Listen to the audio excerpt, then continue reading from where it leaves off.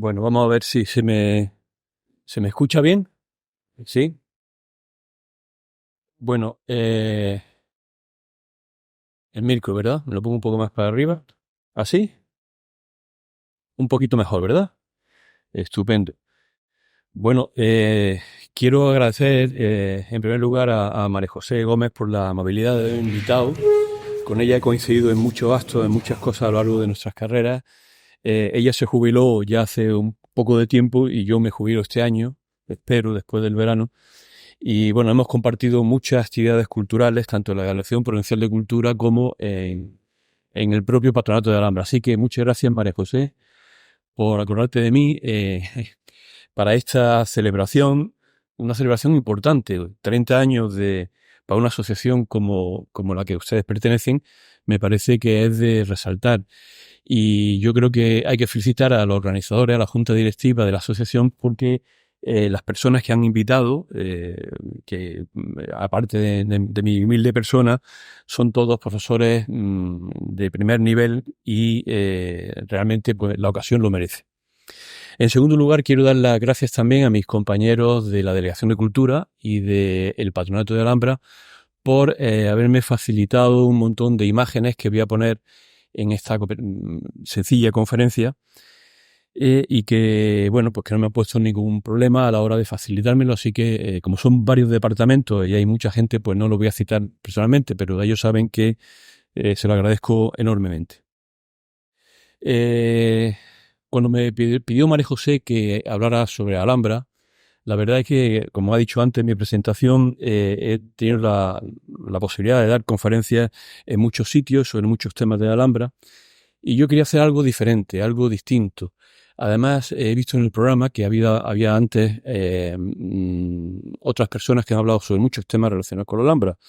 Entonces, la verdad es que hace tiempo que estaba pensando, a consecuencia de un libro del que voy a hablar a continuación, que fue muy polémico en su momento y que fue como una especie de espita de sonido que provocó en investigadores que nos dedicamos a la investigación sobre la Alhambra para reflexionar un poco sobre los problemas que planteaba allí, ¿no?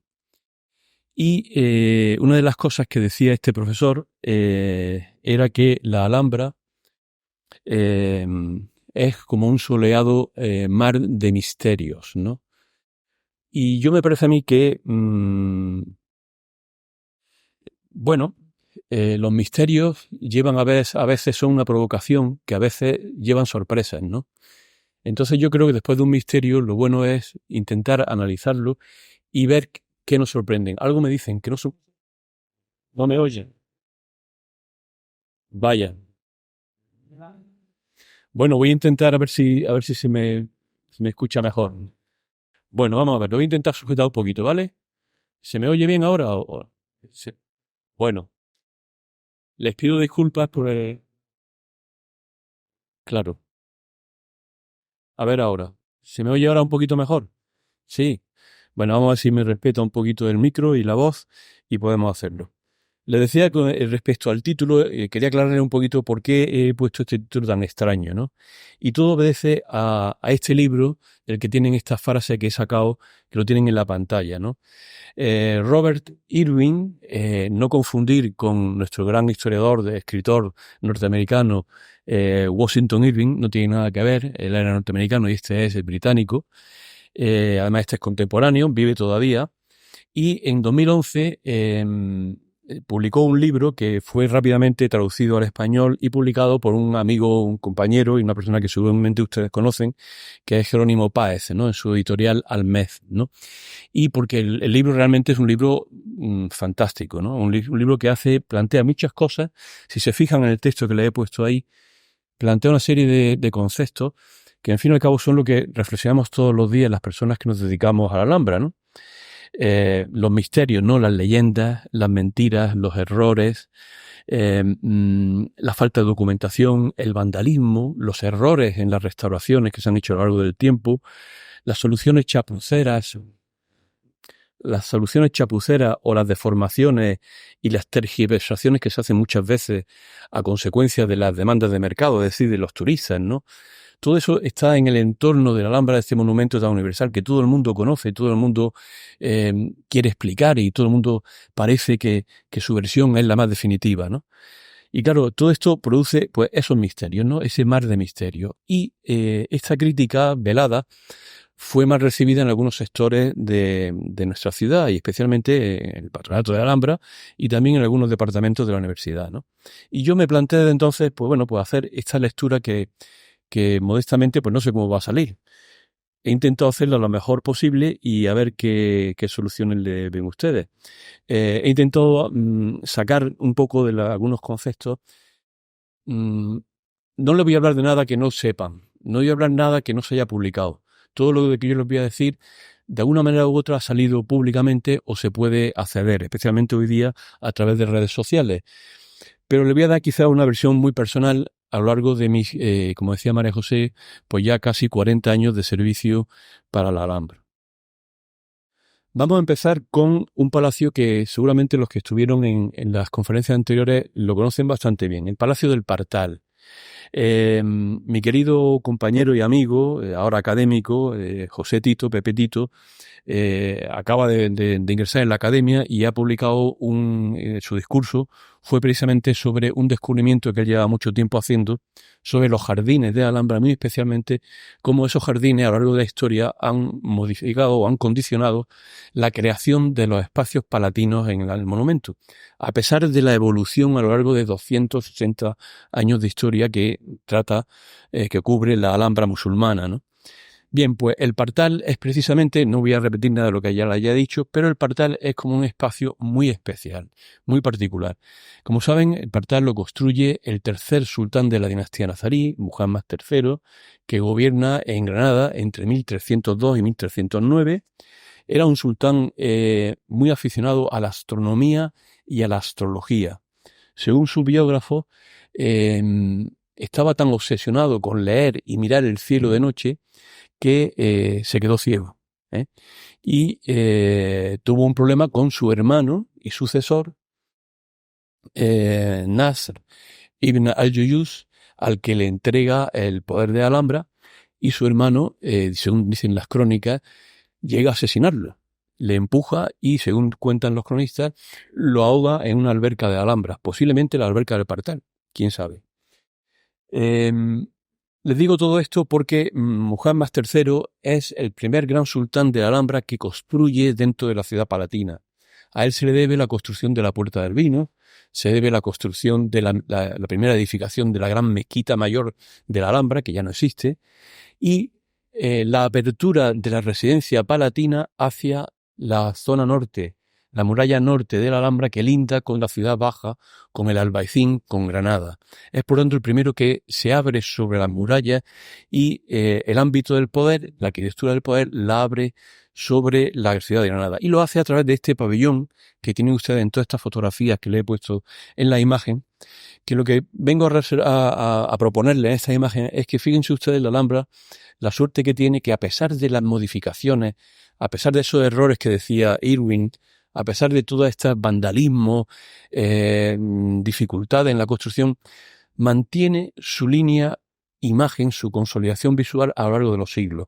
Desde el principio del siglo XIX, la imagen que tienen arriba a la izquierda, que es un grabado, una litografía, hasta la imagen actual en fotografía en color, la Alhambra ha pasado, el Partal ha pasado por diversas vicisitudes que ven en estas fotografías, ¿no?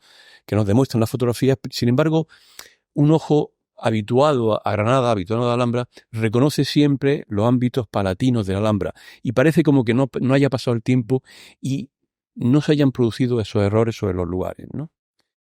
Como saben ustedes, el Palacio del Partal tiene arriba un pabelloncito que sobresale, lo ven en las fotografías de abajo, un pabellón que la historiografía, la historia de la arquitectura nazarí, atribuye precisamente a Muhammad III su descubrimiento, o el primero que lo aplica de una manera, digamos, decidida. De hecho, dos palacios de la Alhambra tienen este mismo acabado.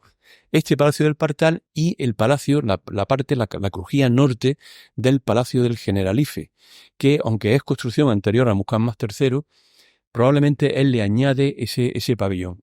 Algunos historiadores contemporáneos de la arquitectura hablan de que este pabellón no es invento nazarí, sino que en época almohade ya existen algunos antecedentes. Es posible que incluso en el Alcázar, que hoy es el Palacio de Santa Clara en Murcia, pues tuviera un pabellón parecido. Y gracias a los estudios de la epigrafía, que también José Miguel Puerta Vilches le explicó tan estupendamente hace unas semanas, ¿no? Sabemos el nombre de estos pabellones, ¿no? Sabemos que se le llamaba al-Mazhar al-Sultán, es decir, el mirador del sultán. Es muy importante la traducción del árabe porque la traducción nos muestra exactamente la función de ese espacio. Por tanto, este espacio, este mirador, fíjense en las fotografías de arriba, es un mirador que sobresale de la arquitectura, probablemente se vería de todas partes de la ciudad, pero sobre todo desde dentro podía visualizar absolutamente todo el contorno de la Alhambra. Muy propio de un sultán que lo que quería era quería ver sobre todo el cielo, las estrellas, etc. Bueno, pues este pabellón estaba cubierto con una cúpula, un techo que se conserva, pero desgraciadamente no se conserva en la Alhambra. Es este techo que tienen aquí. Es un techo que seguramente algunos que hayan viajado lo habrán podido ver. Se encuentra ahora mismo en Berlín, en el Museo del Pérgamo, en la colección de arte islámico del Museo de Berlín. Y que desgraciadamente se encuentra allí porque su propietario, un ciudadano alemán que ahora vamos a ver, se lo llevó de la Alhambra. Se lo llevó con una historia un poco fraudulenta, un poco de película, que yo les voy a intentar resumir muy brevemente.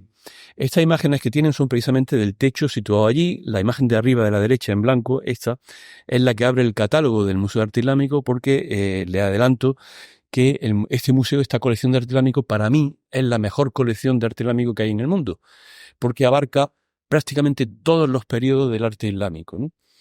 Y estas son las imágenes de este museo que se puede visitar en la actualidad, aunque actualmente en la dirección del museo están modificando, luego les contaré por qué, precisamente la instalación del techo. Bueno, este ciudadano que tienen aquí a mi derecha es Arthur von Wiener, un banquero alemán que viene a España y llega a dirigir el Deutsche Bank en España a principios del siglo XIX. La fotografía, si no me equivoco, es de 1910, cuando ya vuelve con mucho prestigio a Alemania.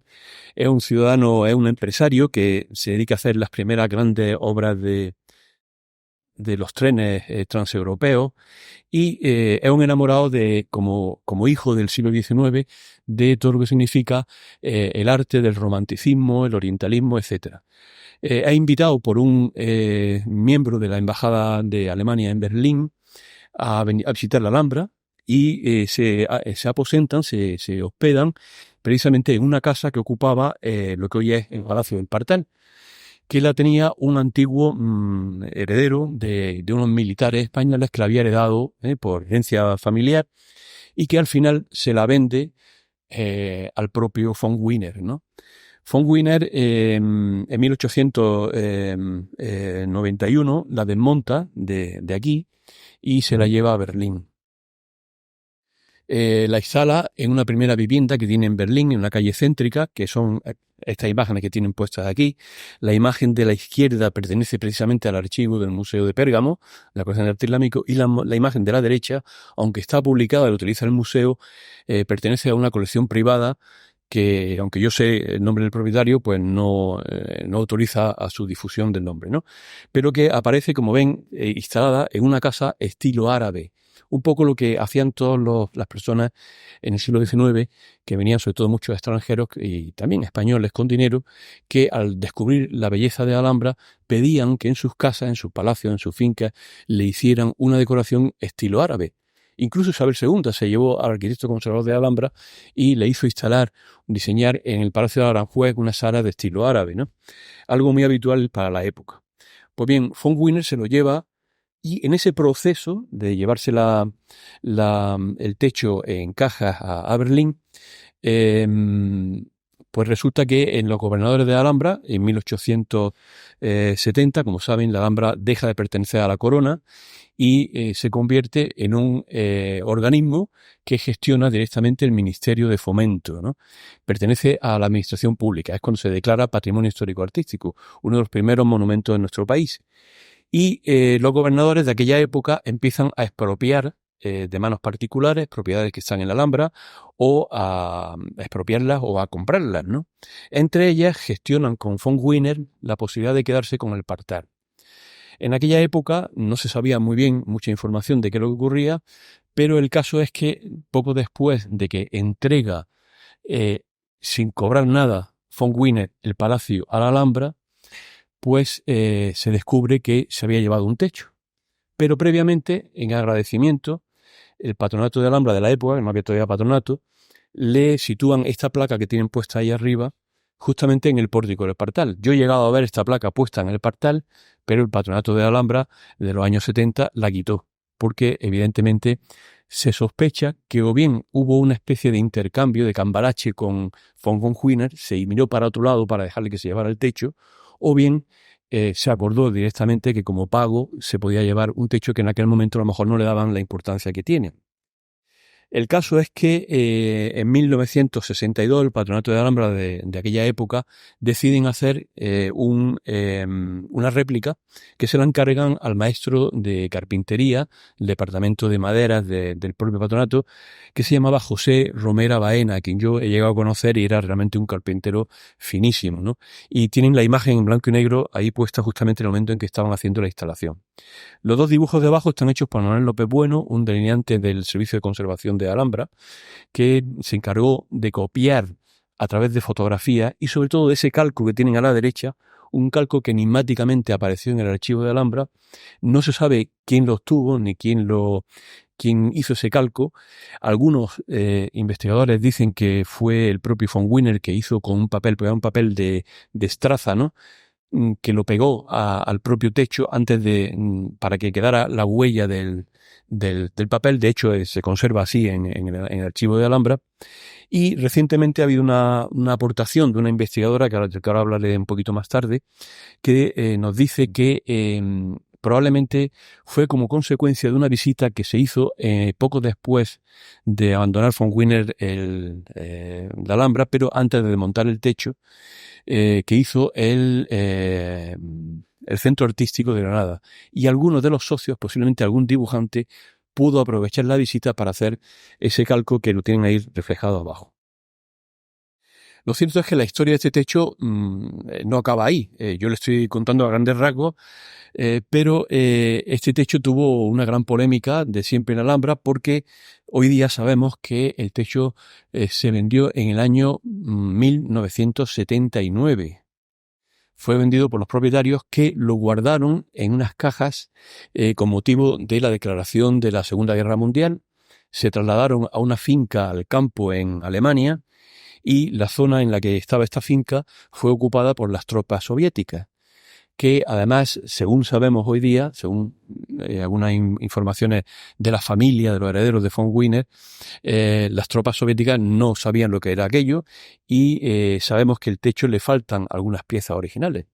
Sabemos que algunos soldados, para calentarse, utilizaban maderas viejas y prendieron fuego, y es posible que sacaran alguna de las tablas y le prendieran fuego para calentar la casa en el momento de la ocupación. Lo cierto es que después de la unificación, antes de la unificación,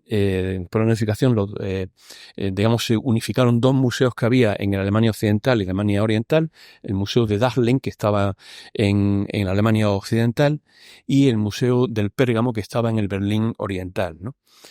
Hoy día se fundieron después de la unificación alemana, y el Museo de Dahlem en el año 79 recibió la oferta de los herederos de von Wiener para comprar el techo. Me consta, y además tengo que confesar que, como decía María José, soy hijo de mi padre y recuerdo perfectamente,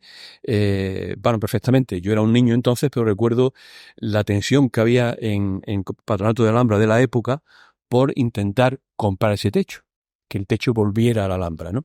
Y se hicieron, me consta, mi padre viajó en su Sevilla rápidamente a Madrid, al Ministerio de Cultura de entonces, para intentar comprarlo, y el Patronato de Alhambra, entonces dirigido por Francisco Prieto Moreno, tenía fondos económicos suficientes, pero en el Ministerio de Cultura no se autorizó la compra. Y entonces, pues, bueno, hubo un par de informes, uno por parte española, que lo hizo el que luego fue catedrático de arte hispano-musulmán, Antonio Fernández Puertas, y el que fue luego un gran investigador, un gran profesor británico, Richard Dinghausen.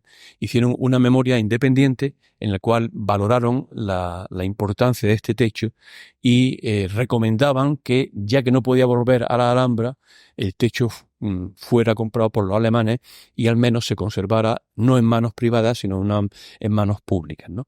Ese es el origen de la pieza allí. Pero luego hay muchas anécdotas que han llegado hasta nuestros días.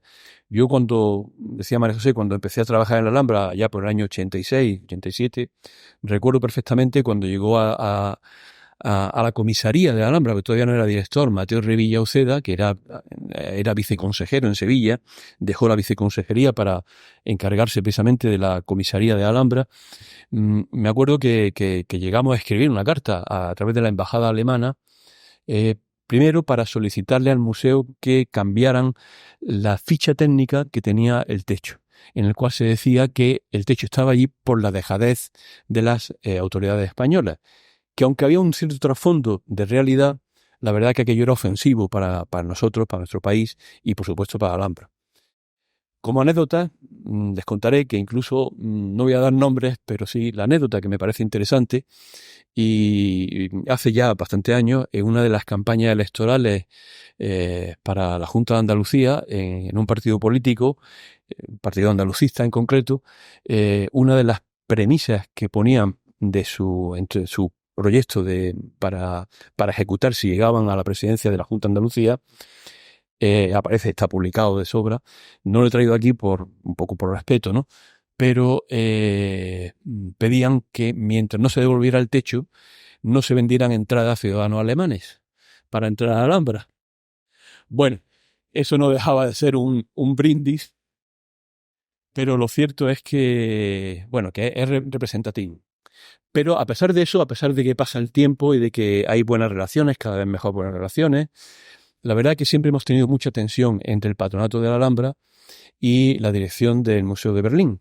Yo he visitado aquello en un par de ocasiones y recuerdo que me llevé muy mal la impresión de cómo estaba aquello, porque aunque el techo estaba bien, estaba expuesto, pero estaba fuera de contexto, oscuro, demasiado bajo, rodeado de piezas que no tenían nada que ver. No era lo que merecía un techo adecuado, ¿no? Y pasa el tiempo y ocurre una cosa, que en el año 92, ustedes recordarán que una de las grandes actos que celebra Granada con motivo del famoso quinto centenario, quizás el único acto que nos dieron importante fue la celebración, precisamente por primera y única vez dentro de la Alhambra, de una exposición magna de arte islámico, ¿no? Supongo que a muchos de ustedes, si no la mayoría, lo visitarían. Estuvo durante varios meses expuesta, fue un acto realmente excepcional, vinieron las mejores piezas de arte islámico de todo el mundo y nos cedieron piezas para que se haga una idea. Les contaré como anécdotas, puesto que la conferencia va de anécdotas, las lámparas de la mezquita de Karagullín de Fez, ¿no? Lámparas que los jefes de las mezquitas estuvieron haciendo guardia durante días y noches porque no las dejaban salir de Fez, de Marruecos. Y el rey de Marruecos, por intercesión de nuestro gobierno, pues mandó al ejército para que sacaran las lámparas y pudieran venir primero a la Alhambra y luego a Nueva York, ¿no? Bueno, pues otra de las piezas que iba a venir a la Alhambra era precisamente el techo de Berlín. Y yo, que fui uno de los técnicos encargados de recibir las piezas, hasta última hora, en vísperas de abrir la exposición, estuvimos esperando el techo y reservando el sitio. Y el techo finalmente no vino. Vinieron otras piezas del Museo de Berlín. Y aunque no se ha publicado, los técnicos del Museo de Berlín a mí me decían, entre broma y no broma, pero que yo creo que detrás de la broma siempre hay algo de verdad, ¿no? Que es que no se fiaban de nosotros y pensaban que no lo íbamos a quedar. Bueno, no creo que eso no hubiera pasado, evidentemente. Hubiera sido un escándalo internacional, ¿no? Y desde luego no pensábamos hacerlo. El caso es que el techo no vino a Granada. Sin embargo, la exposición luego fue trasladada al Museo Metropolitano de Nueva York, al Met, y allí fue el techo. Esta fotografía en blanco y negro que tienen ustedes aquí es precisamente el cubo donde fue expuesto el techo en Nueva York, ¿no?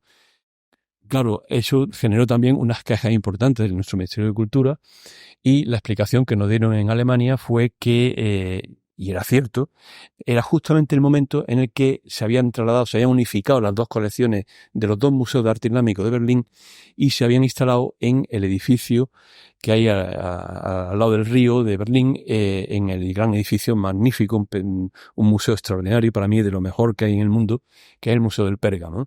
Y justamente aprovecharon el traslado a Nueva York para, cuando regresara, instalarlo en el Pérgamo, donde ahora está, ¿no? Bueno, les cuento todo esto porque no acaban las anécdotas ahí. Hace como unos 6, 7 años, quizá un poquito más, 8 años, recibo en mi correo la petición de una joven investigadora británica, Anna McSweeney, que venía avalada por varias universidades británicas y que estaba haciendo sus prácticas precisamente en el Museo de Berlín, y que quería visitar Alhambra y quería pues hacer un tiempo de prácticas conmigo en Alhambra, y y quería hacer su tesis precisamente sobre el Partal y el techo de Berlín. Y bueno, vimos la posibilidad de establecer puentes de plata, y la verdad es que fue una gran decisión, porque hicimos mucha amistad y pudimos establecer un gran acuerdo, una amistad directa con los responsables de Berlín. De tal manera que se desplazaron aquí, y el director, su directora, en fin, los conservadores de la colección de arte islámico. La propia Anna McSweeney publicó su tesis. Ese libro que tienen abajo es precisamente ese pequeñito, es la tesis de Anna McSweeney, y realmente pues firmamos un convenio que gestionó el director del Patronato de Alhambra, entonces Reinaldo Fernández Manzano, y finalmente lo firmó Rocío Díaz Jiménez, la directora, hasta la penúltima directora de Alhambra, en el cual se establecía un mirar para atrás y dejar atrás todos los malos entendidos, y en el futuro poder colaborar. Como saben ustedes, en este momento los museos en todo el mundo están en solfa. Están poniendo en duda muchas de sus colecciones, los orígenes de sus colecciones, por qué se han llegado. Muchos lugares están pidiendo las piezas. No sé si recuerdan la ministra de Cultura con Papandreou, que fue en Grecia, ¿no? Cuando Papandreou llegó al poder en Grecia, pues lo primero que hizo fue irse a Londres a reclamar al British todos los relieves del Panteón, ¿no? Que evidentemente no se los van a devolver. Bueno, ahora se están planteando hacer alguna exposición, en fin, cosas de este tipo. Pero bueno, incluso, pues bueno, se están planteando muchas cosas que a nivel de teórico y a nivel de intercambio cultural, pues quizá abran paso para que en el futuro puedan replantearse muchas cosas.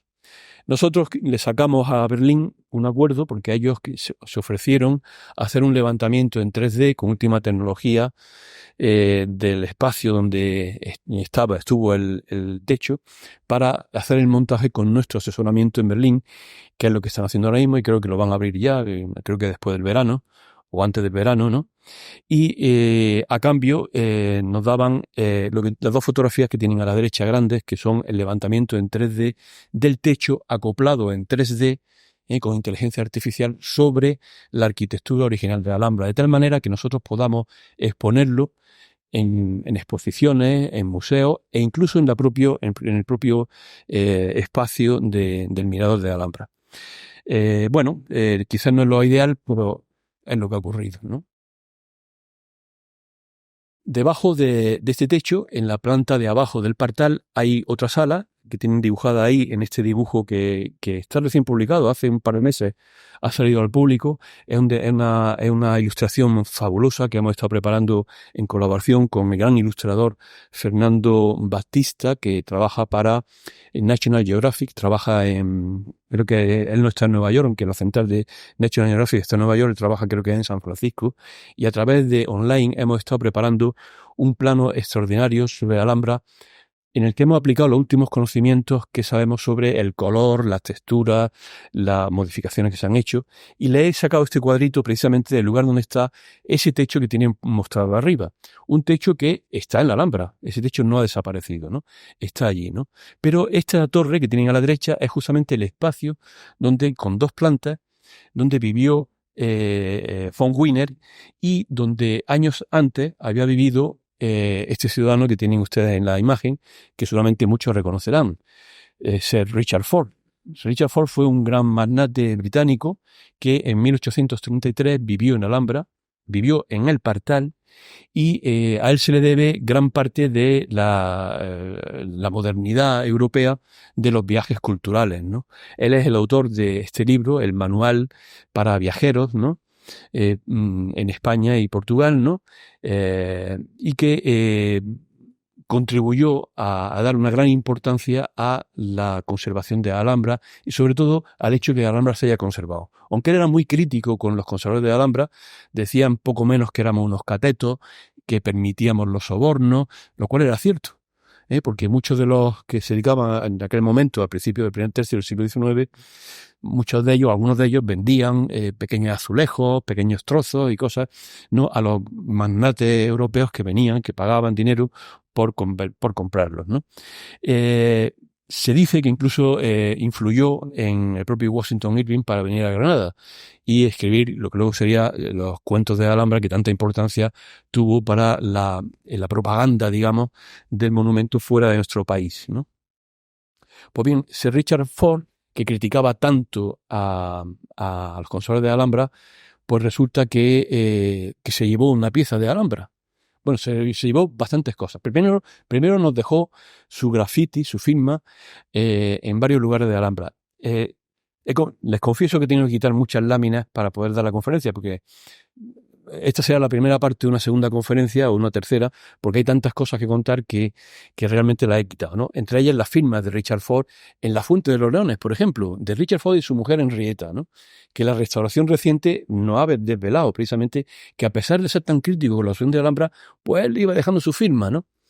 Y se llevó a Londres una pieza importante. Esta pieza que tienen ustedes ahí, en esa fotografía. Pero como el Qadar, la predestinación y el destino juega malas pasadas, pues resulta que en septiembre del año 2020 recibimos en la Alhambra, la directora de Alhambra recibe una carta, un correo electrónico de un tataranieto de Richard Ford, amigo personal del hermano del actual arquitecto jefe del Servicio de Conservación de Alhambra, donde le informa que la finca que había comprado su abuelo, esta que tienen fotografía en blanco y negro, en Hay Street, en las afueras en la campiña británica, y que había decorado también al estilo oriental, ¿no? Pues tenían una pieza que ellos pensaban, habían oído a sus antepasados, que era de la Alhambra, y que aunque fuera una réplica o lo que sea, que estarían interesados, que habían vendido la finca y que tenían que quitarla de allí con cierta prisa, porque los nuevos propietarios que no querían los foches viejos, ¿no? Y que entonces habían pensado pues en mandarla para Granada, si aceptábamos recogerla o no. Claro, lo primero que hicimos pues fue una labor de investigación, pero en 2020, en septiembre, pues ya había 2 cosas importantes, que eran la pandemia y además el Brexit. Con lo cual eran 2 problemas insalvables. Rocío quiso que un representante del Departamento de Restauración y yo mismo fuéramos allí a ver y a valorar si la pieza era original o no.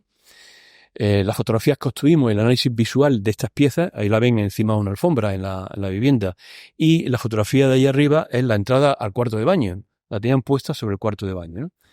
Pues bueno, el caso es que vimos que efectivamente faltaba la pieza en Alhambra y casaba perfectamente. Y por lo que veíamos, aunque estaba pintada, como ven, en dorado, de color purpurina, pues si era una réplica, pues no venía muy bien, ¿no? Por el hecho. Y si fuera original. Total, que rápidamente pues organizamos una visita para que poder traerla. Pero claro, las competencias de exportación pues son complicadas.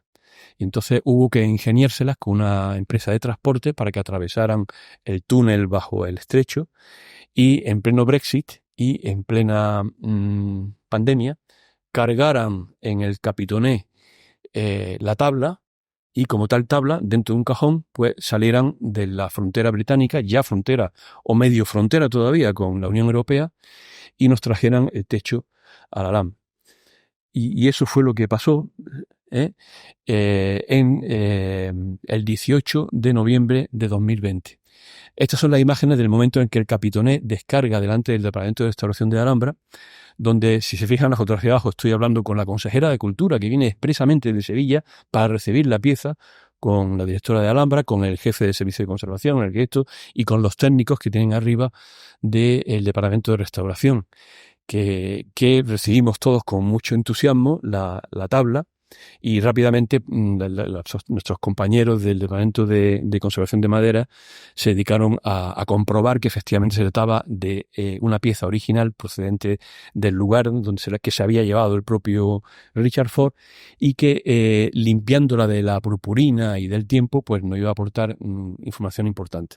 Una vez restaurada, la pieza pasó al museo, estuvo expuesta durante un tiempo, y finalmente hubo un debate que nuestro servicio de conservación decidió informar a la Comisión Técnica del Patronato de Alhambra, que es quien decide las cosas importantes, de que lo suyo, lo normal, aunque conservada en el museo se garantizaba muy bien su conservación, lo normal era volver a ponerla en su sitio.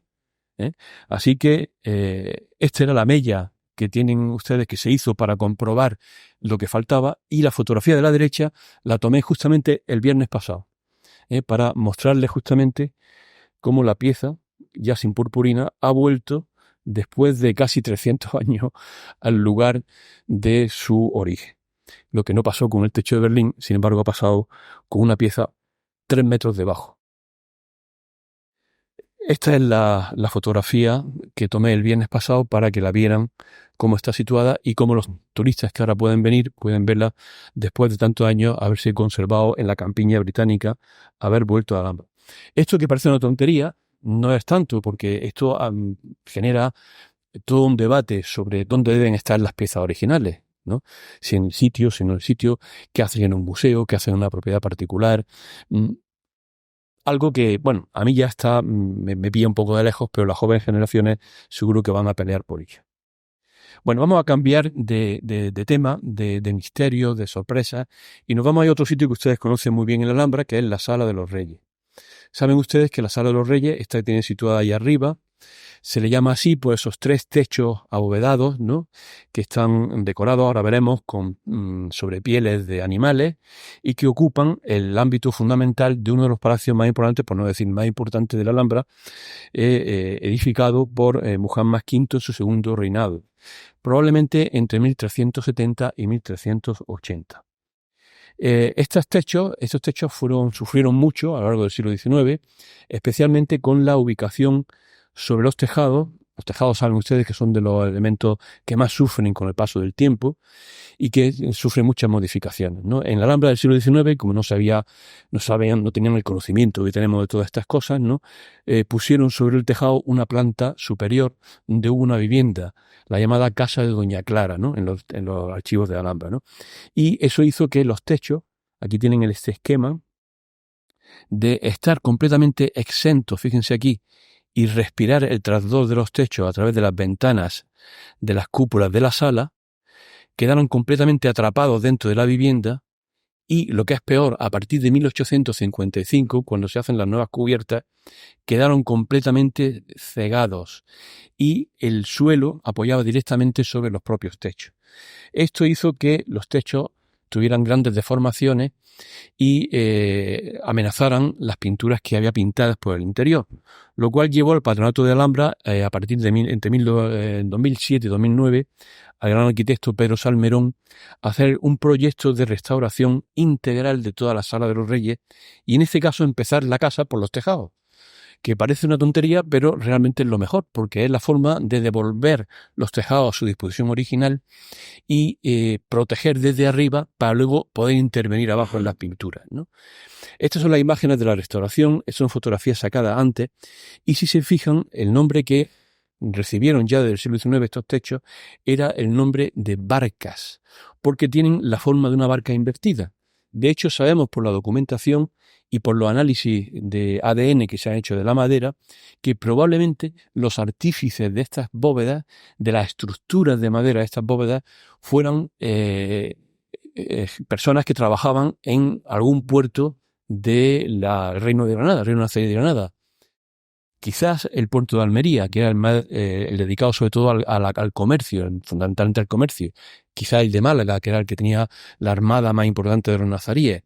O tal vez un puerto intermedio, donde sabemos que había unas atarazanas muy importantes, desgraciadamente desaparecidas, que era el puerto de Almuñécar. Es posible que estos techos fueran hechos por artesanos expresamente venidos para elaborar estas barcas y colocarlas en los tejados para hacer las pinturas de Vasco.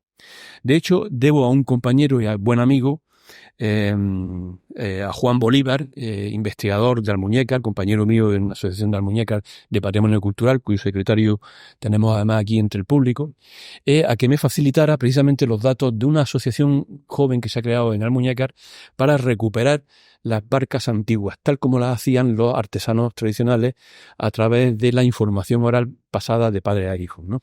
Esta se llama la Asociación Jávega Tropical y estas son las imágenes que Juan me pasó precisamente para la conferencia, donde se las traigo para que vean la similitud y la forma de hacer estos tipos. Bueno, por debajo de las bóvedas, una vez instaladas arriba, quizás no instaladas arriba, quizás todavía puestas en el suelo antes de subirlas arriba con las pinturas, se hicieron las pinturas sobre pieles, que son unas auténticas joyas. No hay en el mundo ningún lugar que tenga unas pinturas como las que tenemos en la Alhambra. ¿Por qué? Porque están hechas sobre pieles de animales. Se pensaba hasta la restauración iniciada en el 2015-2016, que esas pieles eran de carneros. Hoy sabemos por el análisis de ADN que se ha hecho de las pieles que fundamentalmente eran pieles de équidos, caballos, también alguna vaca, algún buey, algún cabrito también, pero sobre todo pieles que se utilizaban como un lienzo que se trataba, pegado a la madera, se claveteaba, como ven aquí en esta sección, a través de unas pequeñas astillas de bambú, y una vez que secaba, se estiraba, se echaba una base de yeso, el artesano con un punzón, todavía el yeso fresco, iba haciendo los dibujos y finalmente los artesanos finales al temple iban haciendo las pinturas sobre las pieles, ¿no? Unas pinturas que, como digo, son únicas y tenemos en la Alhambra la anécdota de que en los años, final de los años 80, principios de los 90, el Patronato de la Alhambra llegó a solicitar al Instituto del Restauro, uno de los institutos más importantes en el mundo de restauraciones de obras de arte, un informe para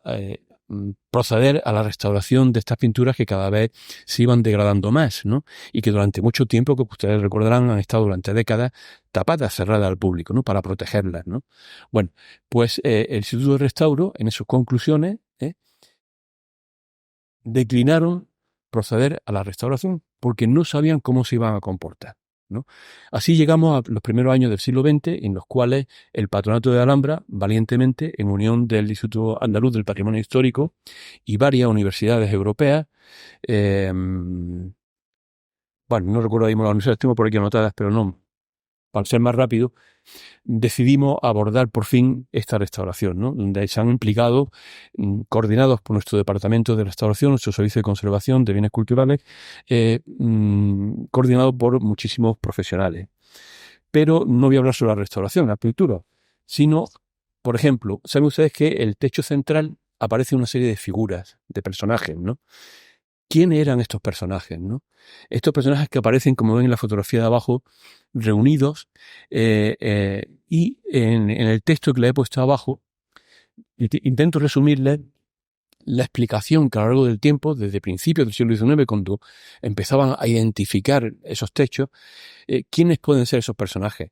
Reyes, jueces, personajes de un tribunal, un consejo de Estado, y personajes importantes del staff asesor de los sultanes de Alhambra, en tertulia, reunidos en Alhambra. ¿Quiénes eran estos personajes? Evidentemente, desde el principio se pensó que eran los reyes, de ahí que se llame la Sala de los Reyes. Y en eso tiene mucho que ver un británico también que visita al principio del siglo XIX la Alhambra y hace estos dibujos que tienen a la izquierda, que es el famoso libro de del sketchbook, ¿no? Que es un libro de anotaciones, digamos, ¿no? Y que se conserva como una joya en el British Museum. No lo dejan consultar a nadie. Incluso estas fotografías tuvimos que pedirlas y pagarlas en el archivo de Alhambra porque son realmente espectaculares, ¿no? Y es donde aparecen, fíjense abajo, donde el propio Sir William Gell, que era la persona que viene a la Alhambra en aquella época, se dedica a ponerle nombre a los propios sultanes de Alhambra, ¿no? Yo tengo que confesar que a lo largo de mis casi 40 años de pertenencia a la Alhambra he pasado de aceptar que la representación de estos 10 personajes eran los reyes de Alhambra a rechazarlo y pensar que no podían ser, por una sencilla razón que decían los arabistas, mis profesores, los arabistas de la Facultad de Letras de Granada y otros muchos arabistas que luego han dicho, incluso el propio Antonio Fernández Puerta, catedrático de arte islámico, decían que no es posible que en la época medieval, en la Granada medieval, ciudadanos medievales islámicos pudieran hacerse a la idea de que todos los sultanes anteriores a Muhammad V, los 9 anteriores, pudieran reunirse juntos en un lugar de la Alhambra a hablar, salvo que fuera en el paraíso. Y lo cual sería un poco difícil de entender, incluso para un sultán que encarga esa obra. ¿Cómo es posible que un musulmán medieval a final del siglo XIV encargara a pintores que hicieran esta decoración? Ahí se abre otro debate. ¿Quién pinta estos techos? Hoy día sabemos, después de la restauración que se hizo, no sabemos, pero casi con toda seguridad, estas pinturas las harían probablemente, quizá a la limón, artesanos venidos desde Venecia, desde Florencia.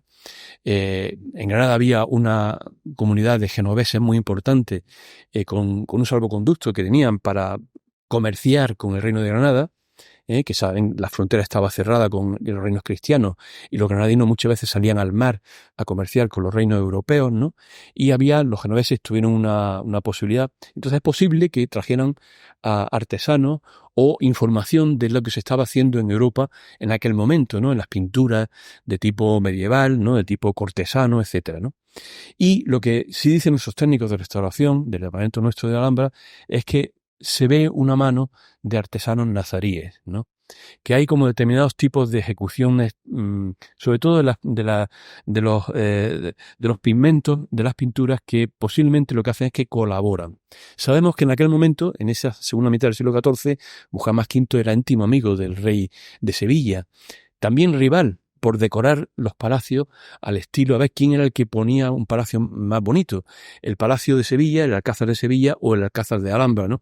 Y hay una correspondencia preciosa y hay unas conferencias que ha habido magníficas precisamente sobre esta relación y sobre ese pique, entre comillas, entre dos reyes de religiones diferentes, enemigos en el ejército, pero que luego se tenían un gran afecto. Muhammad V, cuando muere el rey de Sevilla, manda a los mejores soldados de su ejército a velar el cuerpo del rey sevillano antes de su entierro, por ejemplo, ¿no? Le tenía un gran afecto al rey de Sevilla. Bueno, el caso es que probablemente hubo esa colaboración en la pintura. Le he traído esta imagen central donde un investigador alemán, un buen amigo, Daniel Werner, hace un tiempo, cuando estábamos en pleno proceso, pues un día viene a mi despacho y me dice: tengo la solución de los sultanes de Alhambra. Y se atrevió a poner los nombres, los números que tienen puestos ahí, ¿no? Les confieso que yo no estoy de acuerdo con esa numeración. Sin embargo, a mí acabó de convencerme de que los sultanes que hay en la Sala de los Reyes efectivamente son los 10 sultanes de la Alhambra hasta Muhammad V. Es más, creo que puedo identificar 3 o 4, no más. Porque Ibn al-Hatib, en un libro que dejó escrito y que tradujo un profesor de la Universidad de Granada, un profesor de árabe, también ya jubilado, que se llama La Lamza al-Badriya fi Dawla al-Nasriya, algo así como una especie de escrito a petición de Muhammad V, ¿no? Donde aparece una referencia de todos los sultanes de la dinastía y los describe físicamente, describe su gusto, y muchos de ellos coinciden con estas imágenes que hay en Alhambra. Aunque no coincide con todo. Fíjense que para que encajen exactamente 10 sultanes, tienen que figurar 2 sultanes usurpadores, los 2 que sucedieron a Muhammad V en su primer reinado, que, como saben, a su abuelo Ismail I y a su padre Yusuf I lo asesinaron en la corte, en la propia Alhambra, ¿no? A su padre, Yusuf III, lo asesinan probablemente gente que luego se ponen en el poder. Él toma el poder con 16 años y apenas está unos meses en la Alhambra porque una noche lo despiertan y le dicen, Muley, Muley, rápidamente despierta que vienen a matarte a ti también, como a tu padre y a tu abuelo. Entonces él se escapó rápidamente, se fue a Guadix y de ahí se fue al norte de África y estuvo unos años en el exilio. Cuando volvió cortando cabezas y fundando una nueva Alhambra, ¿no? El gran Muhammad V, ¿no? Bueno, pues yo creo que Muhammad V es el personaje que está puesto, coincido con Daniel y con Teresa Pérez Higuera, otra investigadora que se ha ocupado de las pinturas, en que el personaje es el personaje de Verde. Es más, creo que el que pone en número 9 no es Muhammad II, sino creo que es el fundador de la dinastía, Al-Amar, Muhammad I, que según Ibn al-Jatib en la Lamja lo describe precisamente porque iba vestido siempre de color rojo. Por aquello del nombre, Al-Ahmar significa el rojo. Y él le gustaba siempre vestir de rojo, ¿no?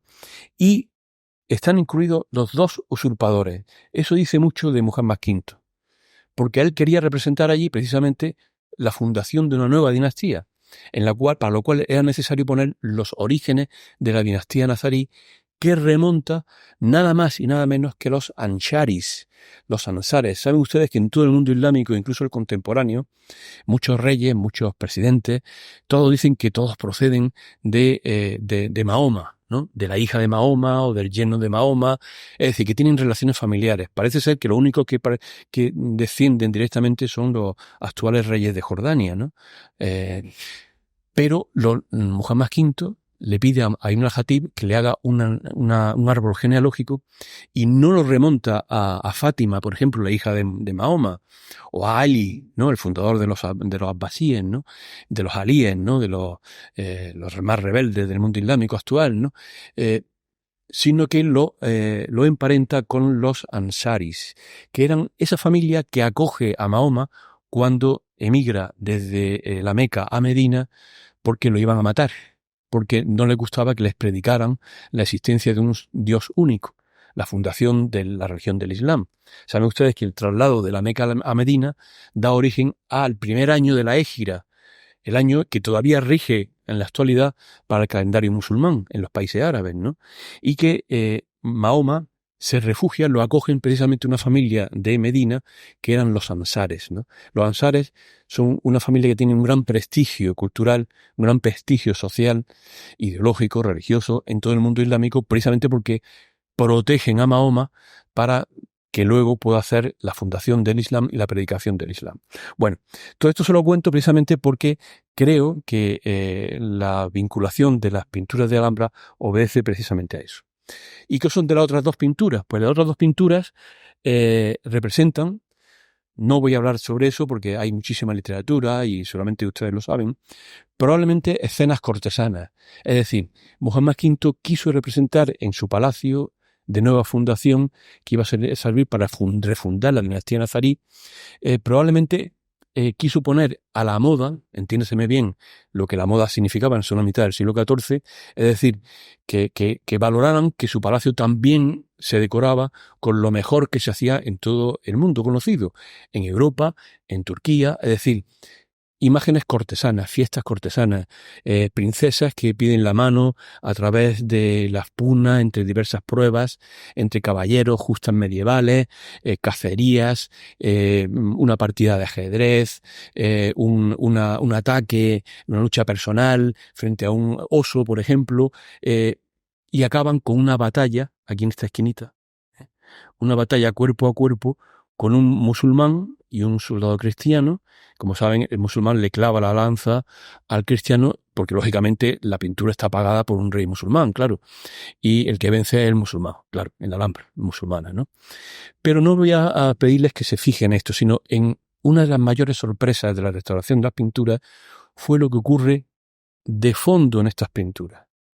Resulta que nuestros investigadores, cuando van consolidando, como han visto esas imágenes con microscopios, con las lupas, con los guantes puestos, ¿no? Con esa pulcritud de limpieza de las pinturas, descubren que en el fondo de las pinturas hay nada más y nada menos que un vademecum, una especie de representación de qué es lo que los artistas de esa segunda mitad del siglo XIV, entre 1370 y 1390, veían en su entorno.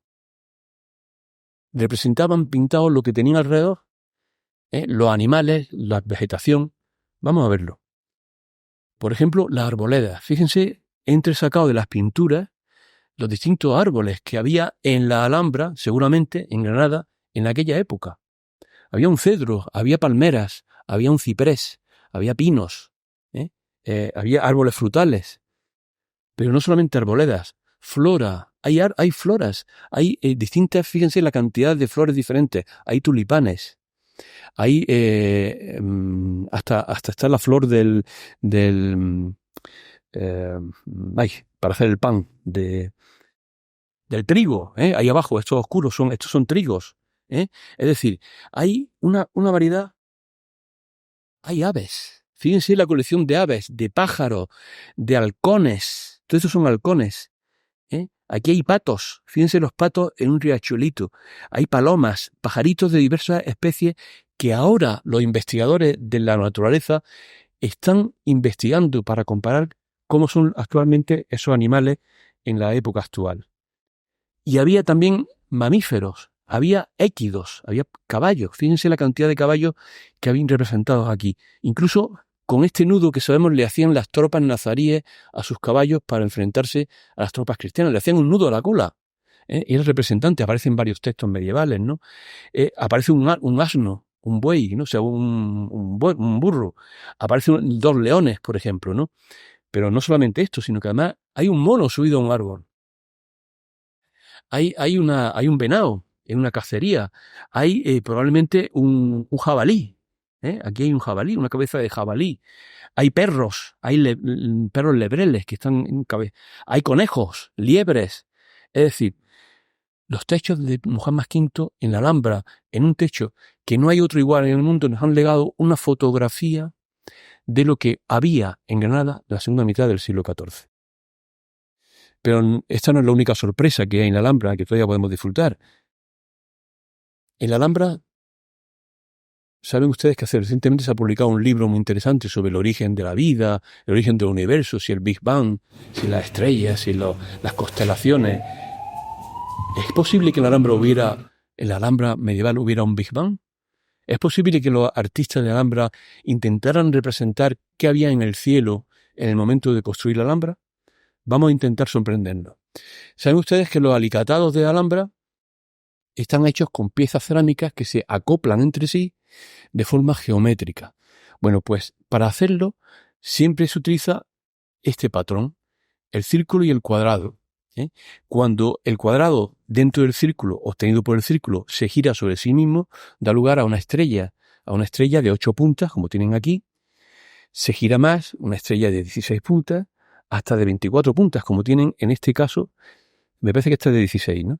No, esta es de... No, bueno, ahora la pueden contar si quieren. Pero no nos vamos a fijar en eso, en las puntas, sino en el hecho de que el eje... 16, ¿verdad? El hecho central de la pieza, los artesanos le llaman el sino, es decir, el eje, el nacimiento de esa pieza, ¿no? Y esa pieza, justamente en este alicatado del Mexuar de la Alhambra, del siglo XIV, está representado como una explosión. Fíjense ustedes cómo explota, cómo los artesanos explotan y ponen las piezas de tal manera que desde el sino se abre hacia el horror vacui, hacia todo el exterior. Fíjense cómo estas piezas que son estrellas de 5 puntas, sin embargo, la punta que está desde el interior, el artesano le ha dado un pico más largo, más estrecho, como generando movimiento, generando esa explosión que se abre hacia el abismo, tal como aparece en esta representación, evidentemente inventada, del Big Bang.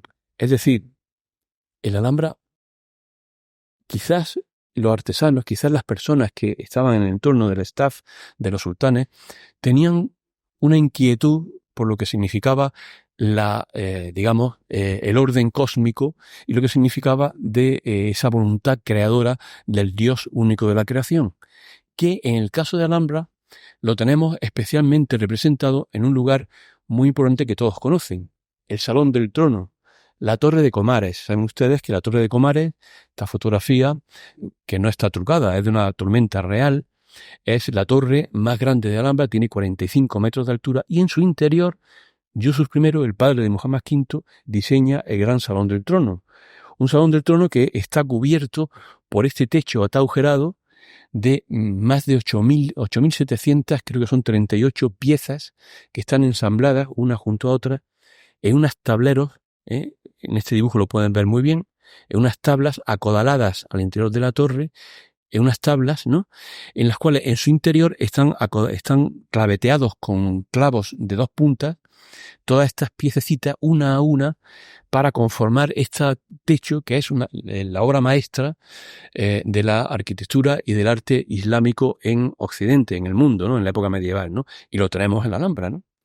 Bueno, pues este techo tan extraordinario resulta que hay una anécdota que quizá alguno la sepa. En 1958, limpiando el techo, pues se dan cuenta las personas que estaban limpiando el techo con un andamio, que había una pequeña pieza que sobresalía un poco del resto del techo, ¿no? Entonces rápidamente avisan a mi padre y al arquitecto Gonzalo de Alhambra y les piden que la bajen porque estaba a punto de caerse la tabla. Entonces se dan cuenta que al darle la vuelta, la pieza que está expuesta en el museo ahora mismo, en el Museo de Alhambra, al darle la vuelta tiene escrito en árabe un texto, que lo tienen aquí, ¿eh? Bueno, pues ese texto mi padre y el Patronato de Alhambra se lo entregan a un miembro del Patronato de Alhambra que era el catedrático de lengua árabe de Granada, mi maestro, mi gran maestro, inolvidable maestro y de José Miguel Puerta Vilche, Fray Darío Cabanela Rodríguez, era un franciscano, ¿no? Y el padre Cabanela durante 30 años estuvo traduciendo e investigando el significado de estas palabras escritas en la tabla, ¿no? Finalmente dio con la solución de estas piezas. Estas piezas son la numeración de las piezas que componen el techo y los colores en que tienen que ser representados. Y lo puso en relación con esto que le he subrayado en esta fotografía, que no se da cuenta ningún turista de los que nos visitan, porque está muy alto el techo y apenas se ve. Se fijan, hay un techo, un texto completamente corrido y que da la vuelta a toda la torre, ¿no? Es la sura completa, un capítulo completo del Corán, la sura 67 del Corán. Ahora mismo el Patronato de Alhambra tenemos ya presupuesto y tenemos ya anteproyectos para limpiar e intentar, limpiar en general y consolidar todo el techo, pero intentar sobre todo poner en valor esta banda epigráfica tan importante que estudió el padre Cabanela, porque esta banda epigráfica, como digo, corre a partir de la parte norte por toda la superficie, saben ustedes que ahora se escribe de derecha a izquierda, ¿no? Por toda la superficie del techo, lo que hace es esto. Recoge este techo. Y fíjense lo que dice el texto, que traduce el padre Cabanera del Corán. Dicen que es una alabanza a Dios, al Dios único de la creación, de que es quien ha creado los 7 cielos superpuestos. Es decir, nos está informando sobre el significado del techo. El significado del techo trasciende a la obra maestra, trasciende a la arquitectura o a la estética de un edificio creado para la Alhambra en época medieval. Y es hoy diríamos quizá una catequesis del Islam para todas aquellas personas de la religión islámica que pudieran entrar a ese Salón del Trono y al ver el reflejo de ese techo maravilloso que representa el cielo de la creación de Dios, pues realmente les temblarían las piernas a más de uno, ¿no? Esta es precisamente la explicación de los techos, del techo de los 7 cielos que están coronados por este otro cupulín central que ahora veremos más adelante, curiosamente el 8º cielo, porque realmente el Corán habla de 7 cielos desde el mayor al menor y que al final hay una puerta. Esa puerta es la entrada al paraíso, ¿eh? Y ese es el 8º cielo. ¿Qué es lo que ocurre? Que después de la muerte, cualquier creyente musulmán, lo mismo que ocurre con los judíos y con los cristianos, que saben que emparentamos con ellos hasta nuestro padre Abraham, es decir, hasta Abraham, todo lo que hay anteriormente es aceptable para cristianos, musulmanes y judíos, ¿no? Después de la muerte hay un juicio individual por ese Dios único de la creación en el cual según haya actuado la persona en vida, será castigado eternamente, ya a la Gehenna, al infierno, o bien irá al paraíso si ha sido un santo. Pero hay un paso intermedio, que es el que habitualmente harán la mayoría de nosotros, que serán el equivalente a nuestro purgatorio, ¿no? Que para los musulmanes el purgatorio consta de 7 cielos superpuestos, los cuales debe atravesar el alma del difunto, limpiándose sus vestiduras y ascendiendo hasta que acaban con la máxima pureza para poder entrar al paraíso, ¿no? Eso está representado en la Alhambra y hoy lo podemos ver. Los millones de turistas que nos ven se quedan asombrados con esta información, ¿no? Bueno, pues este es el techo de Comares, y Federico Cabanelas no solamente hizo eso, sino que poco antes de su muerte nos legó un estudio de los colores originarios del techo, que nuestro departamento de restauración ejecutó y nos hizo esta belleza que van a ver a continuación. Así era el techo de Comares según el estudio de Federico Cabanela y según el texto árabe encontrado en 1958. Y no solamente eso, sino que el padre Cabanela llegó a la conclusión de que las aristas de las esquinas, de las 4 esquinas del techo, representan a los 4 ríos que también menciona el Corán que hay en el paraíso, ¿no? Que pasarán entre las piernas de los creyentes en el día de la bienaventuranza, ¿no? Bueno, pues esta es la representación del techo en la Alhambra. Esta es la gran sorpresa que encierra muchos de esos lugares de la Alhambra. Pero no esta la única, porque para poder restaurar el techo ha habido que acceder a él. Y hace unos años le pedimos a un gran fotógrafo, que entonces era el fotógrafo de la Alhambra, y ahora seguramente muchos de ustedes lo conocerán, es el fotógrafo oficial del diario Ideal.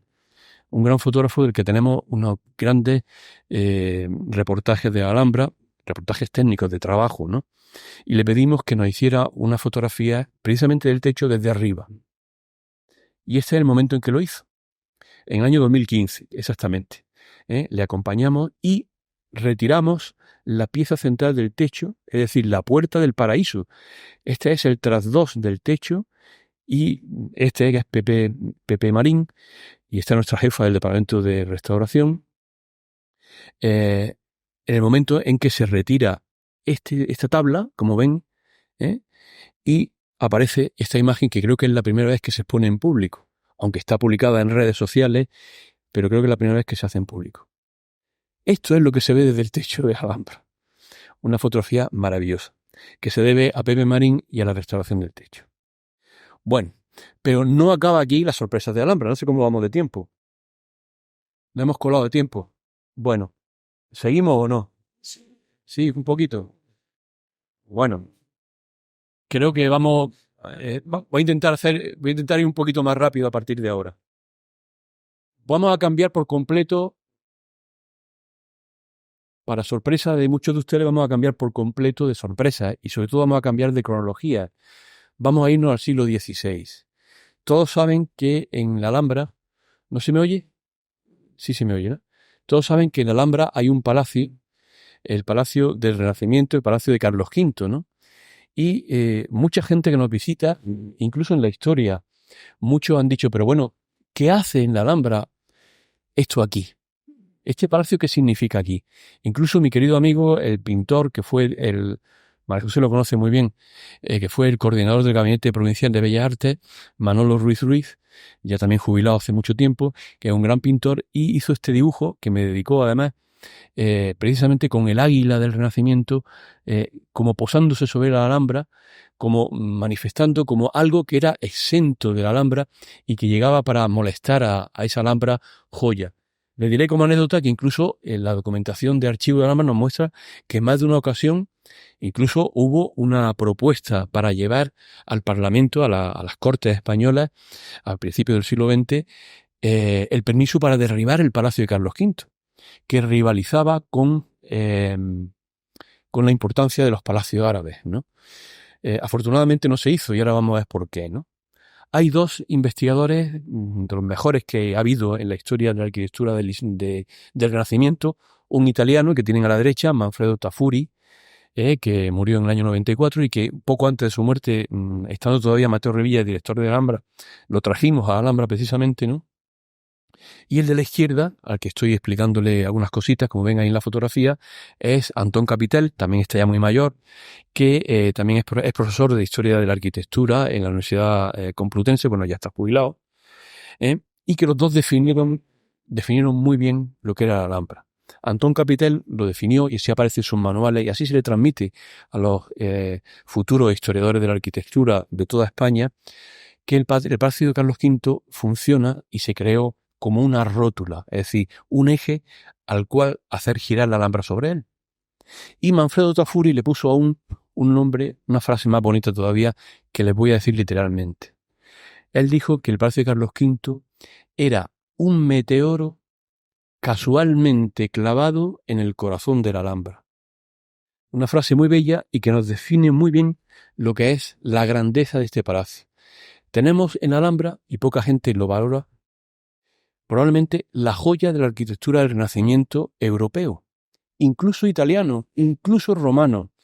La fachada del Palacio de Carlos V es un resumen de todo lo que podemos ver en los grandes palacios renacentistas, por ejemplo, de Roma. Es un resumen hecho por un arquitecto español que se forma en Roma con Rafael de Sancio, el gran Rafael, que entonces pertenecía a Roma, a la corona española.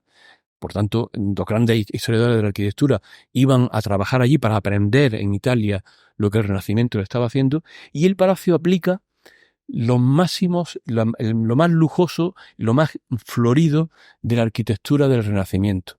Por ejemplo, esta fachada meridional, aquí tienen representada la famosa Serliana. Este es un edificio, es una solución que se crea nada más y nada menos que para los papas de Roma, para que los papas se asomen a dar la bendición al pueblo cristiano, ¿no? Se le llama Serliana y lo trae Carlos V para decorar la fachada meridional del palacio, de su palacio en la Alhambra, ¿no? Y arriba aparecen dos figuras mitológicas, la fama y la historia, nada menos, escribiendo en un libro. Es decir, Carlos V se trae a la Alhambra un palacio que se ocupa, él no vio terminado, bueno, nadie lo ha visto terminado porque realmente se acabó de hacer en el siglo XX, pero hubo que interrumpir a finales del siglo XVI, principio del siglo XVII, su construcción porque se acabaron los recursos, ¿no? Pero ya quedó como una especie de ruina romántica junto a los palacios de Alhambra, ¿no? Pero es un palacio que tiene cada vez, sabemos por Manfredo Tafuri y por otros, mayor importancia en la historia. Pero es que además los valores iconográficos, los valores simbólicos que acompañan a la decoración del palacio, no solamente rivalizan con los propios valores simbólicos que antes le he apuntado en las sorpresas de la Alhambra musulmana, sino incluso con los valores simbólicos de la cristiandad en el siglo del Renacimiento en Europa. Saben ustedes que Carlos V es el nuevo emperador de Europa, el nuevo emperador del Sacro Imperio Romano-Germánico, el nuevo Carlomagno, que siglos después, hasta que no consigue que el Papa lo corone como emperador del Sacro Imperio Romano, no descansa. Carlomagno fue coronado por el Papa en Roma el día de Navidad del año 800. Carlos V lo fue en Bolonia en el año 25, creo recordar, en 1525, después del saco de Roma, de hacerle presión al Papa, etcétera, ¿no? Porque ya era emperador del Sacro Imperio Germánico por su cuna familiar, ¿no? Había nacido en Gante, en Francia, en Bélgica, lo que es Bélgica, y no sabía nada de la Alhambra, no sabía nada del significado, pero recibía cartas de su abuela, la reina Isabel la Católica, ¿no? Y le decía la importancia política que había tenido para la creación del primer estado de la modernidad, que es España, nuestro país, ¿no? Que luego sería el imperio de Carlos V, ¿no? Poco tiempo después, ¿no? Con su nieto, precisamente, ¿no? Y cuando Carlos V se casa con Isabel de Portugal en Sevilla en 1526, dice, hombre, pues es la ocasión de conocer Granada, de conocer la Alhambra y de ver Andalucía. Y hace un viaje a Sevilla con toda la corte renacentista. Vienen los pintores, los poetas, los cardenales, los embajadores de toda Europa, lo acompañan a Sevilla, por toda Andalucía, a Granada. Tienen que hospedarse en los pueblos porque no cabe todo el mundo en Granada. En fin, y el emperador se hospeda con Isabel de Portugal en la Alhambra. Se iban a quedar unas semanas, pero el emperador se enamora de la Alhambra, comprende perfectamente el valor simbólico de la Alhambra y decide que en la Alhambra tiene que construir un palacio que tenga una representación. Él no pensaba poner la capital de Europa en la Alhambra, ni mucho menos en Granada, pero quería construir un palacio que rivalizara, que hiciera una especie de boomerang con el concepto del Palacio Islámico de la Alhambra. Y para eso pide, y en las cartas así se conserva escrito, le pide a Pedro Machuca que le dé todos los detalles de lo que quiere hacer. Por ejemplo, este relieve que hace el yerno de Machuca, no sé si lo saben, pero es una representación nada menos que de un nuevo Arapacis, como el Arapacis de Roma, como el altar de la paz. ¿Por qué? Porque Carlos V quiso representar en la fachada del Palacio de Carlos V de la Alhambra de Granada el final de la guerra. ¿Por qué? Porque Carlos V rivalizaba con los reyes de Europa por ser el primus inter pares, y lo consigue en esta batalla que está representada en la fachada de nuestro Palacio de Carlos V. Aquí vemos a Carlos V encima del caballo y abajo a Francisco I, rey de Francia, el último que se le resiste y al que hace preso y encierra en la Torre de Madrid, por cierto. Y lo libera estando en la Alhambra, en una carta estando en la Alhambra. Bueno, pues Carlos V quiere representar el fin de la guerra en Europa, y para eso representa este relieve que tenemos en la Alhambra, un nuevo Arapacis. Las victorias, los ángeles de las victorias con las ramas de olivo sostienen el plus ultra, el mundo con la corona hispánica, el lema del plus ultra español.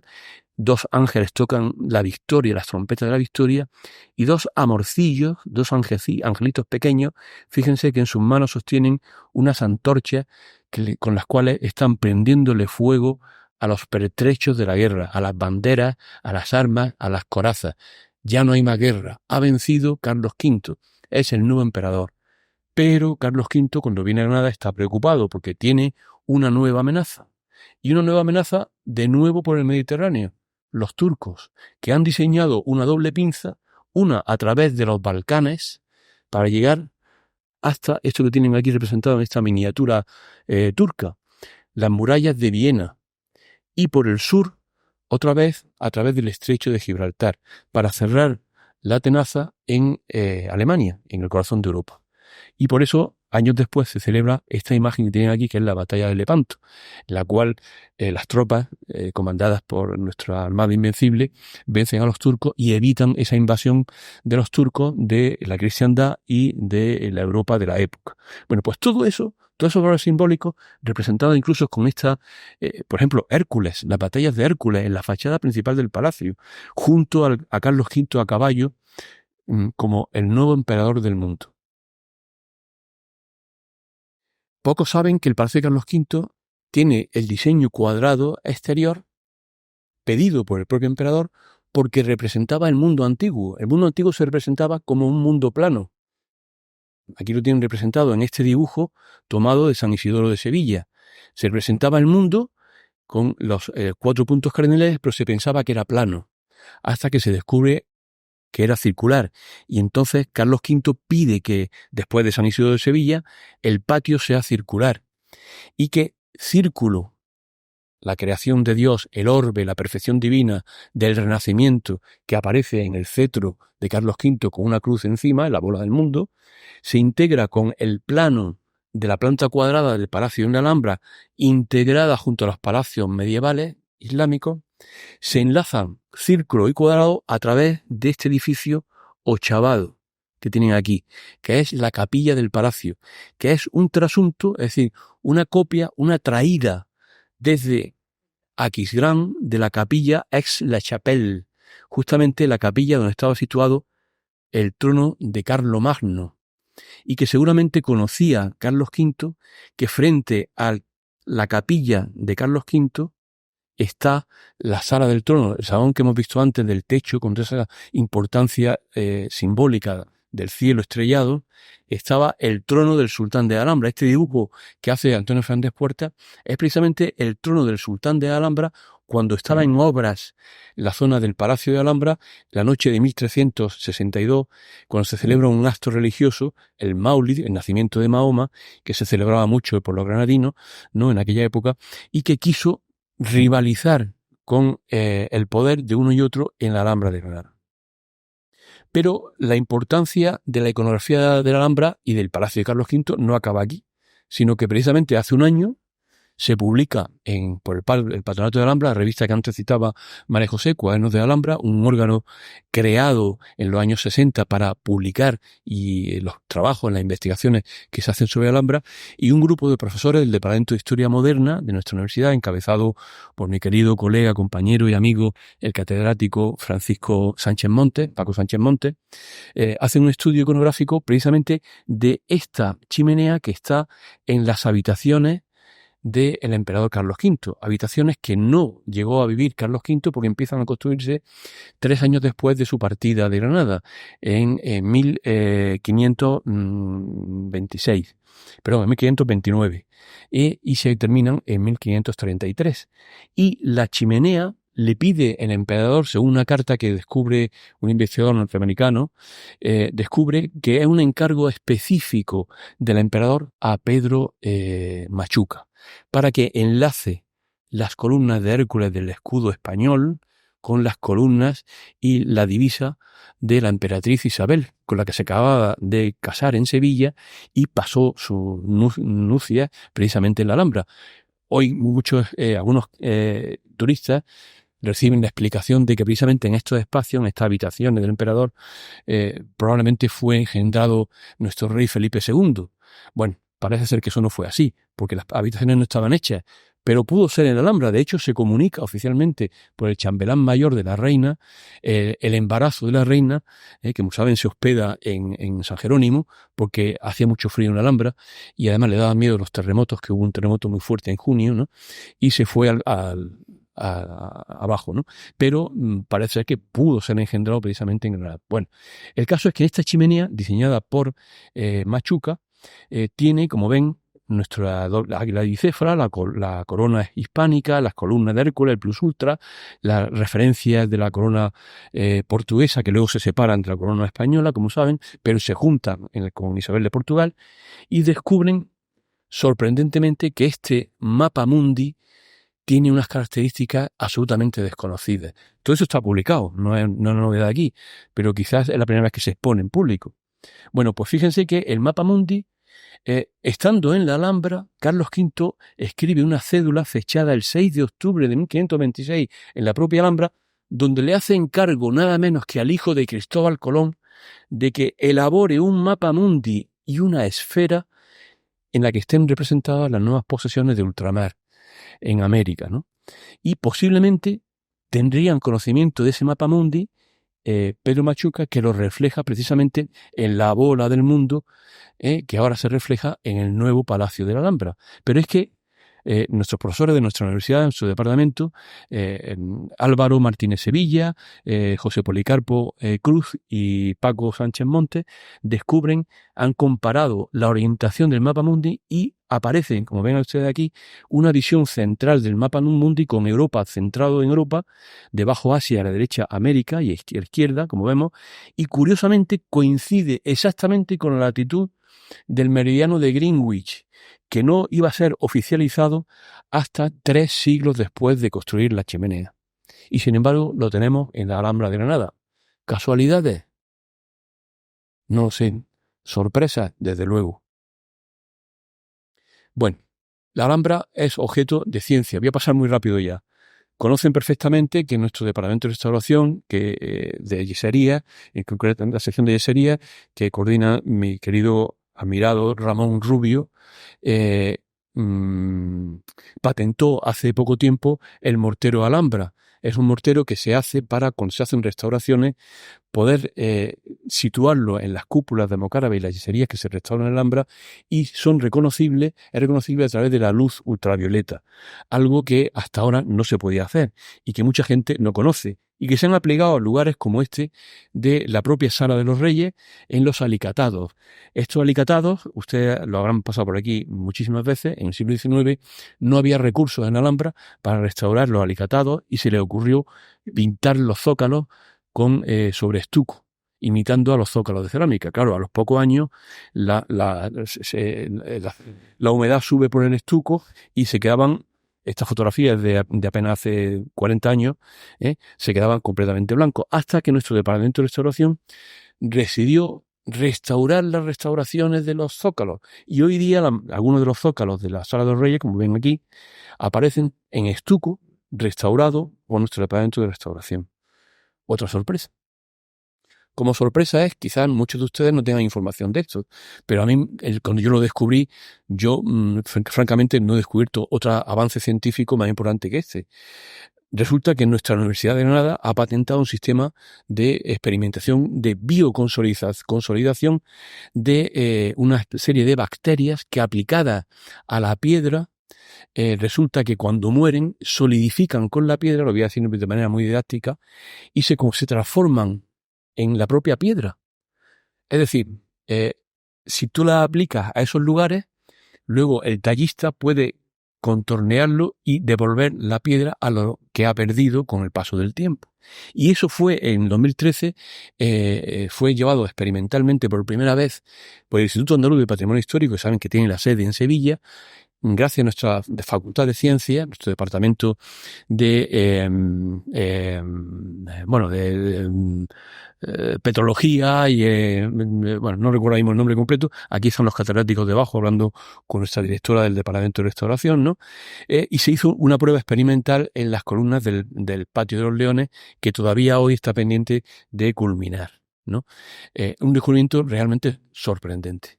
Como sorprendente también ha sido el reciente descubrimiento, también por el mismo departamento de Mineralogía y Petrología, en unión con el Centro de Instrumentación Científica que tiene nuestra Universidad de Granada, en colaboración con el propio Departamento de Restauración, que el color púrpura que tienen algunos mocárabes es debido a la combinación de un proceso electroquímico que se produce con el paso del tiempo, paso de los siglos, de tal manera que al cubrirse con escayola para embellecerlo, lo que hace es que se protege y se descubre precisamente toda esa técnica que se realiza en la época nazarí gracias a la consolidación de nuestros departamentos contemporáneos.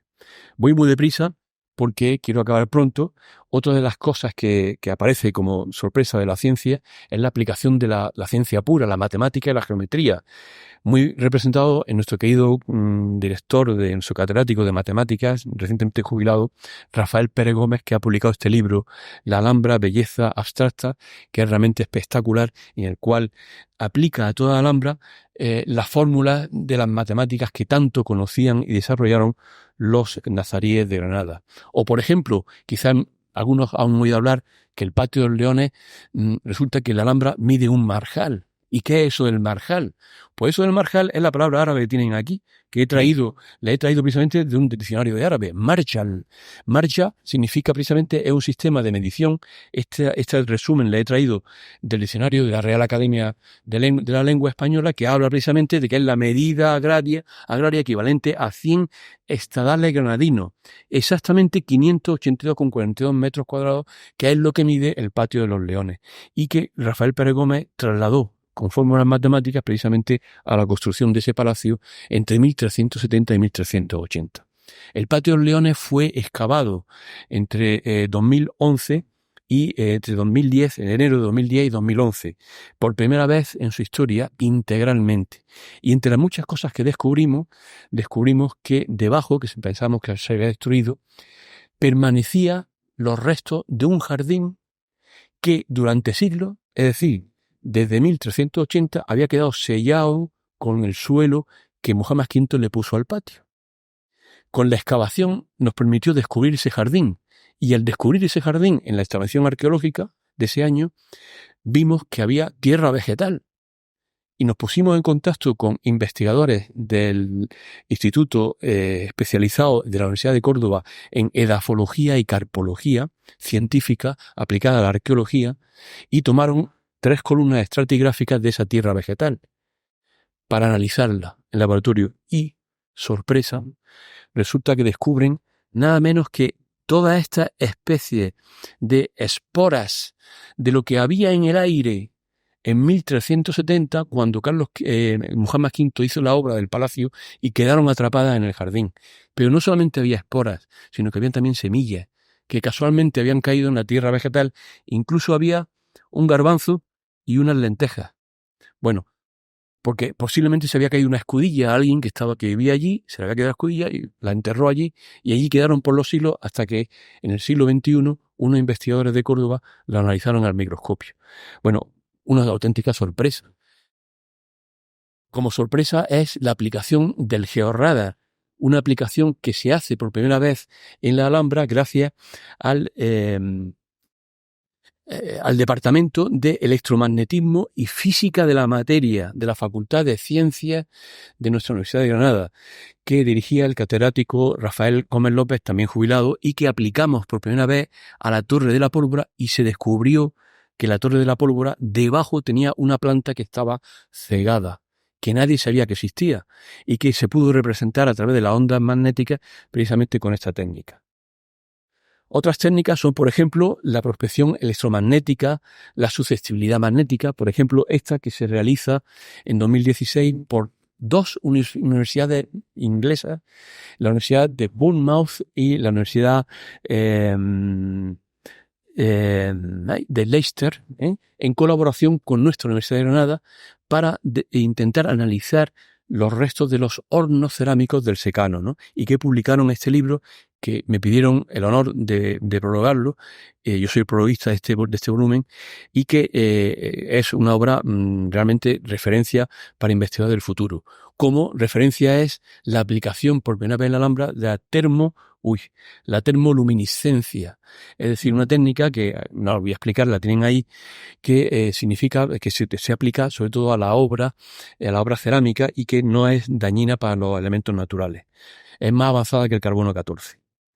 Voy a acabar con un tema de naturaleza, porque quiero recordarles que la Alhambra no solamente es arquitectura, materialidad, también es elementos vegetales. Y seguramente ustedes habrán tenido noticias esta Semana Santa a través de las redes sociales de esta cosa tan curiosa, de esta sorpresa que nos hemos llevado todos, incluido yo mismo, de que en el año 2018 el Papa Francisco recibió en el Vaticano a Bono, el cantante del vocalista del grupo U2, y le hizo entrega de este plantón. Estas son fotografías reales, aquí no hay nada trucado. Le hizo entrega de esta maceta con un olivo, para que él, como adalid del entendimiento entre culturas, lo llevara a un sitio donde hubiera respeto por las religiones y por la cultura. Y él pensó que el sitio ideal era la Alhambra.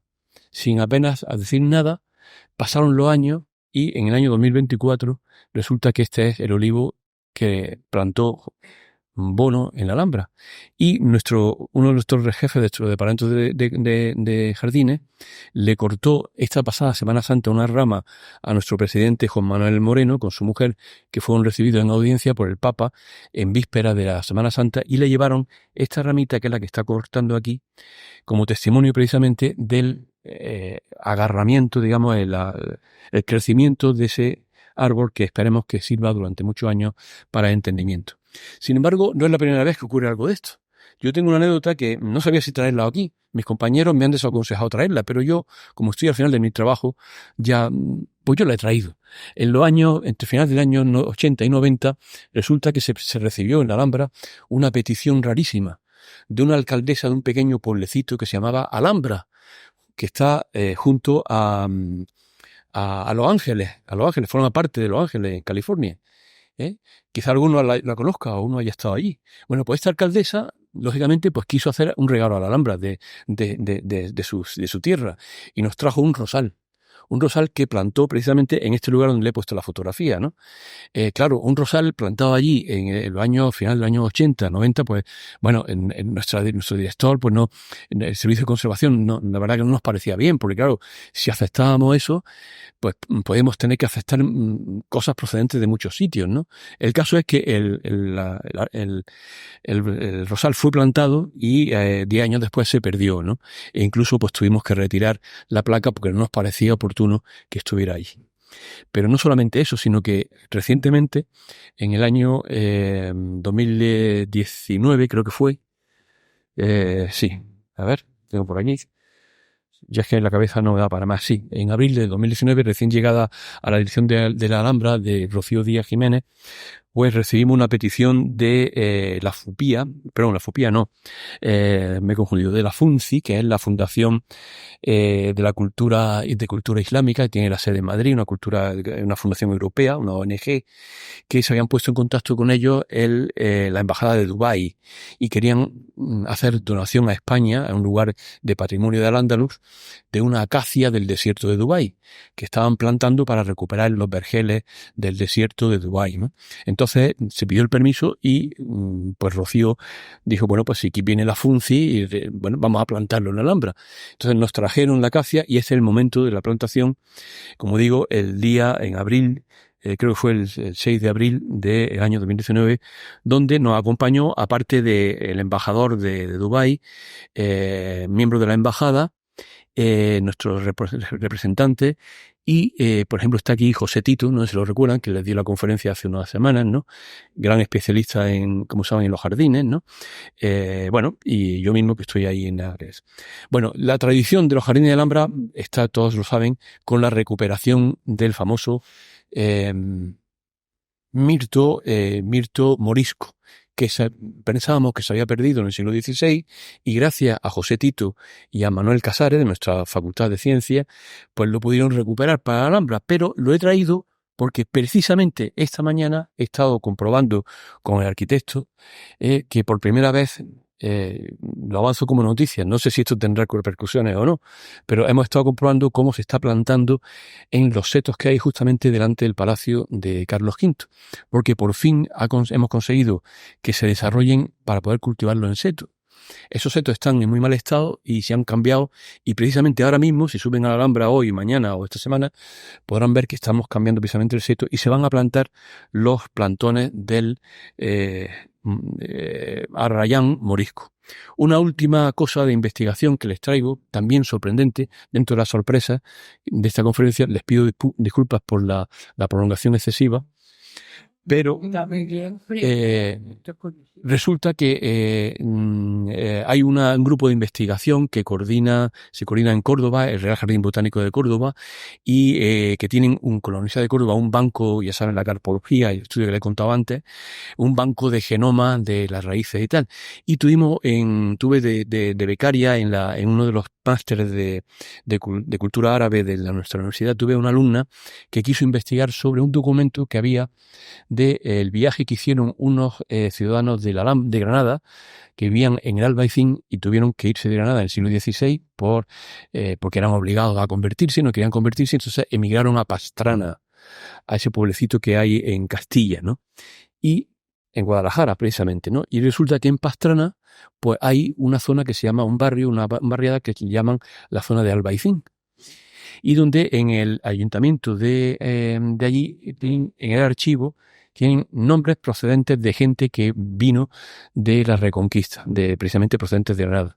Y se les pidió permiso al ayuntamiento para hacer pruebas con granados que existen allí, centenarios, que posiblemente sus plantones originarios, se están analizando con el ADN, tuvieran su origen en el Albaicín o en Granada en el siglo XIV. ¿Qué nos dice? Que nuestra Granada es un nido de sorpresas. Y no solamente sorpresas de belleza estética, de colores, de luz, de aire, de vegetación, de agua, sino que la Alhambra, ¿por qué no? Vamos a presumir también. También nos reconocen de vez en cuando esa sorpresa. Y quizás para muchos de ustedes sea sorpresa que hay un organismo internacional que se llama Europa Nostra. Europa Nostra es una ONG que patrocina la Unión Europea la Comisión Europea y que todos los años entrega un premio por la conservación en todo el mundo. Bueno, pues en la Alhambra tenemos 5 reconocimientos, 5 premios que hemos recibido. Somos el monumento del mundo que más premios ha recibido. España es el segundo país que más reconocimientos tiene, por delante de Italia, por ejemplo. Bueno, pues aquí tienen representadas precisamente los 5 premios. El más antiguo creo que fue el de 2009, al plan director de la Alhambra.